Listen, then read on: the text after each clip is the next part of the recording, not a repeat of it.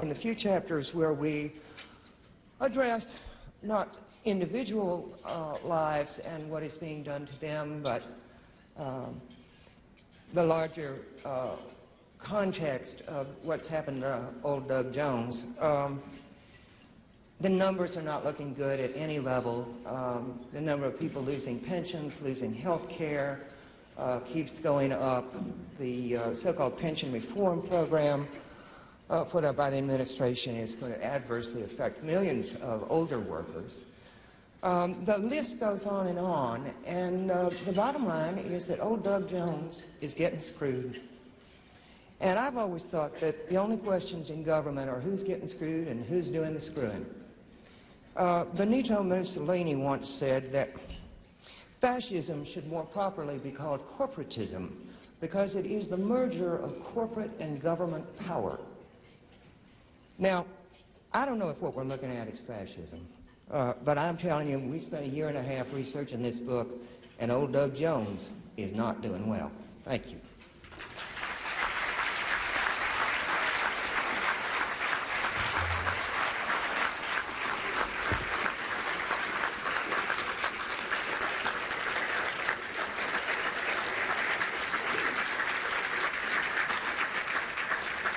Thank you, Molly. And our next author this morning, or this afternoon, is Bill O'Reilly, who I'm sure all of you know. Yeah, see? They're all here for you. It's very clear he is the host of one of the most watched talk news shows on cable television, and he's had a tremendous, long-standing career in television before he is now currently on Fox News Channel, The O'Reilly Factor. But he was at ABC for many years, where he was an Inside Edition. He's won 2 Emmy Awards. And we in the book selling and in book publishing are very happy because he's had 2 top-of-the-list books recently. They're absolutely wonderful. #1 on the New York Times. The O'Reilly Factor was 1, and No Spin Zone was #2. And guess what? Come September, he's ready to come out with a new one. And his new book's going to be called Who's Looking Out for You? It's published by Broadway Books, his publisher, and it's going to be looking at all the problems post 9/11 and what is really going to be happening, or what has been happening. So he may have a little bit different perspective on Doug Jones, and I'm going to be very interested to hear what you have to say. Bill, the microphone's yours. Go for it.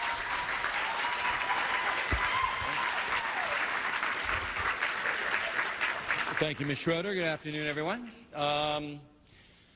Who's Looking Out for You is a very personal book. It's not a political book. I don't write political books. My first 2 were, the first one was The O'Reilly Factor basically was a primer on how I arrived at my philosophy of life. And then the No Spin Zone was the combat that I went through on the Factor television program with the major newsmakers in America.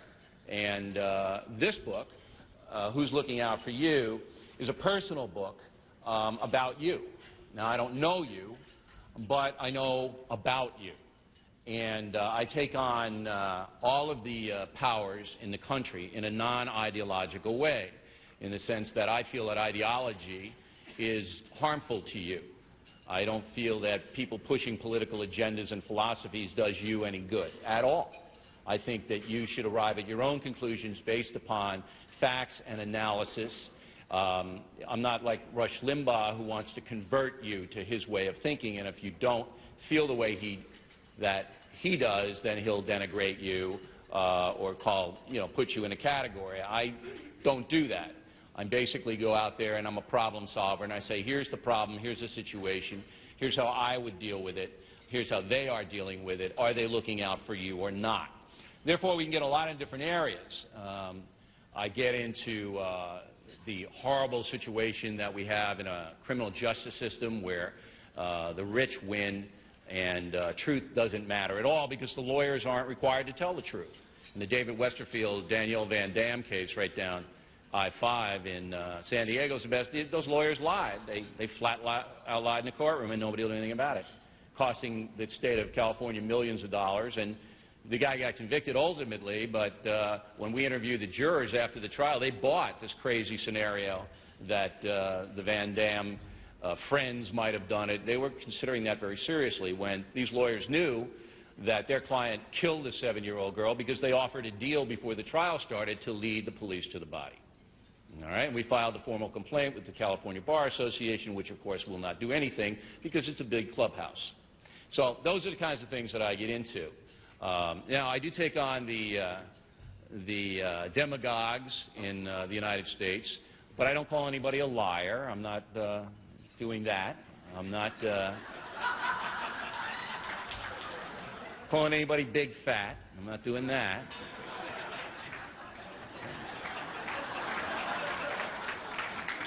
I'm not too big on that kind of stuff, you know? Trying to elevate the discourse here. All right?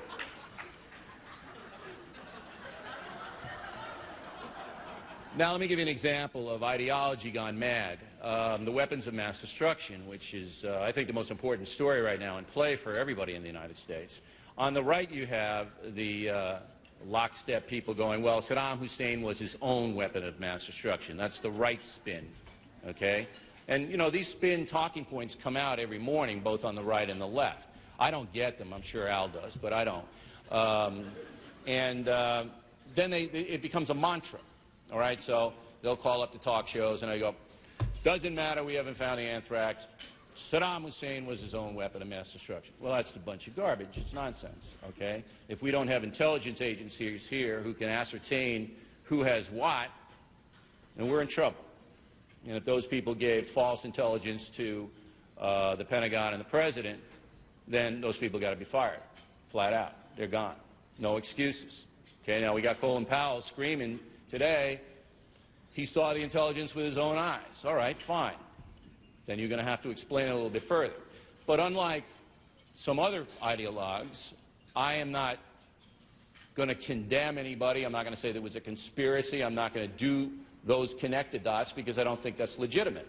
All right, I'm going to demand an explanation, but I'm willing to hear the explanation.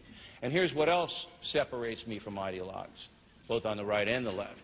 I want the United States to find the weapons of mass destruction. I want them to find it because that's what's best for our country, not what's best for Bush, what's best for the United States. Because if they don't find them, we lose credibility throughout the world. And the people who hate us have more argument to hate us. All right? So I want them to find those weapons, and I make that quite clear, not to push any ideology. I couldn't care less who the next president is. Doesn't matter to me. All right? And I back that up all day long. You know, I can't get people to come on and factor from the Bush administration. All right, come on. Way too tough a venue. Call Jeb Bush. Find out what he thinks about me. So those people who try to, you know, on both the right and the left weapons of mass destruction is complete hysteria. It isn't there. They made it up. Well, how do they know it isn't there? Maybe they'll find it. You know, how do they know? Robert Scheer knows? He doesn't know anything. Now, when you get blinded by your ideology, as many Americans are, you can't think straight because what you're trying to do is you're trying to find facts to fit your hypothesis. Okay? That doesn't help you out. You've got to look at it tough and hard, what the truth is, how you arrive at the conclusions. Now, I'm an analyst, all right? And when I say something, I back it up. Now, if I'm going to be accused of being a liar, now you better have something there, because in 6.5 years on the O'Reilly factor and 1 year on the radio, 2 hours a day, 5 days a week, I have not had to retract one story. Not one. Of course, we've made mistakes, factual mistakes, and we correct them, as every newspaper does every day. You'll see the correction column.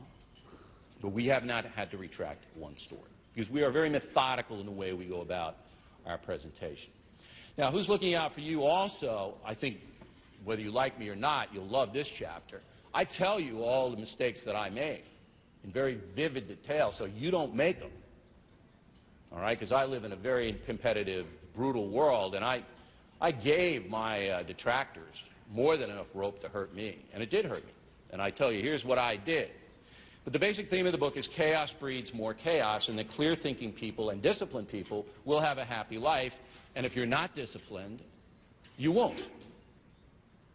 And the government can't make you have a happy life. fallacy on the left is that they believe all of these money and these programs and everything are going to lift people up. Well, they're not. What lifts people up is discipline, is sobriety, is principles, is hard work. It has nothing to do with the government. Now, the government can provide a safety net and should. But if you think that you're going to solve social problems by pumping gazillions of dollars in there, you're crazy. You're not. It's personal behavior that matters in this country. That is what makes people successful. Personal behavior, not governmental behavior. So we get into that in the book, and in no uncertain terms. And then I run down to politicians, all of them, and I say, is this guy looking out for you? And you know what? One man can look out for you on one end and not look out for you on the other. It isn't black or white. It isn't all or nothing. John F. Kennedy's the best example of that. And Bill Clinton is an example of that, too. He did some very good things in office, things that I supported and applauded. But he did some very bad things, too. And I'm sure we'll find out the same about Bush when the truth comes to the fore about his policies. So Who's Looking Out for You is basically a book for you, not for me. All right? And I use my 30 years of journalistic experience to lay it out as best I can. And I'm real tough on myself, and I'm real tough on some other people who I feel are not looking out for you. We name names, of course. We have a lot of fun. We name names. We don't call names. Thank you for your kind attention.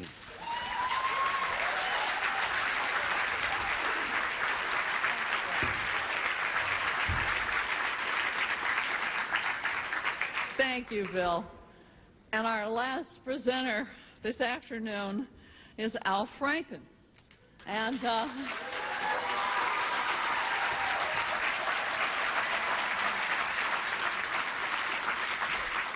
have absolutely no idea what I can say about Al Franken that he hasn't said about himself. So I'm standing up here thinking, what do I say? I think we all first ran across him when he started with Saturday Night Live as a writer. And, of course, he's gone on and written some absolutely wonderful things, including, but most people don't know, he was one of the co-writers of When a Man Loves a Woman. So he's been able to do a whole range of things, but we know him for his wonderful comedy. He's won 5 Emmys, which is amazing, and really, I think, something to be applauded.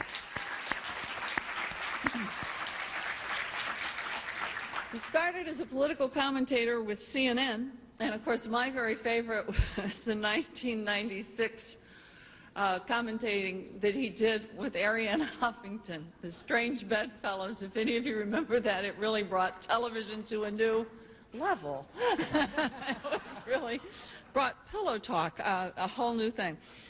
Al has had some amazing books and big bestsellers. One was, and I did like this one, Rush Limbaugh is a Big Fat Idiot. Sorry. And he's gone on to do several other books that we all know and love, but this fall there is a new one coming out by Dutton. His publisher is Dutton, and he is coming forward with a book called Lies and the Lying Liars Who Tell Them. A fair and balanced view of the right. Ladies and gentlemen, Al Franken.